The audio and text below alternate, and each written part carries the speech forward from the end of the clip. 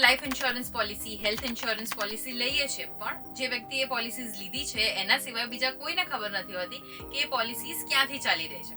અને જો એ વ્યક્તિ હયાત ના હોય તો એ સમયે ફેમિલી મેમ્બર્સ દોડતા થઈ જાય છે કે શોધવા માટે કે ક્યાંથી શું કરી શકાય, એના બેનિફિટ્સ કેવી રીતે મેળવી શકાય, રાઈટ? પણ એનું એક સોલ્યુશન હવે તમને મળવાનું છે. કેવી રીતે એ જોઈ લઈએ આજના વિડીયોમાં વિથ મી હેલી.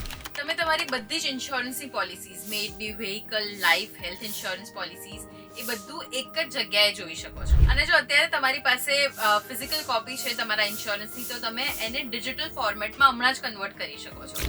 એવું સમજી લો કે જેમ શેર્સ માટે ડીમેટ અકાઉન્ટ હોય છે, એવી જ રીતે ઇન્સ્યોરન્સ પોલિસીઝ માટે છે ઈ ઇન્સ્યોરન્સ અકાઉન્ટ.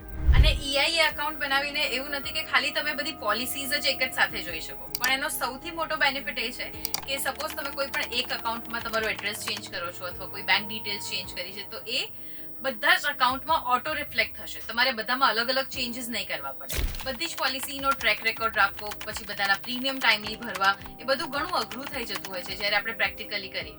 પણ જો તમારી પાસે EIA અકાઉન્ટ હશે તો આ બધું બહુ જ ઇઝી થઈ જશે. કારણ કે નવી પોલિસીનું પ્રીમિયમ પણ ભરી શકો છો, તમે ક્લેમ સેટલમેન્ટની રિક્વેસ્ટ પણ કરી શકો છો, નોમિની પોલિસી ડોક્યુમેન્ટ્સ બધા એક જ જગ્યાએ જોઈ શકાશે. નવી પોલિસી ખરીદવી હોય તો એ પણ તમે ખરીદી શકશો અને એકથી વધારે પોલિસી પણ એડ કરી શકશો.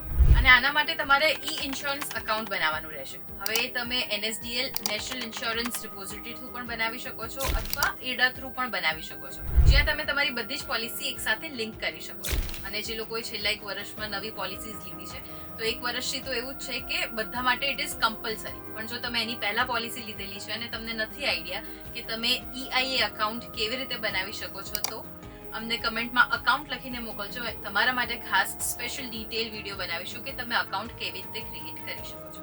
તો આવા જ ઇન્ફોર્મેટિવ ન્યૂઝ માટે તમે જોતા રહો ગુજરાત સમાચાર.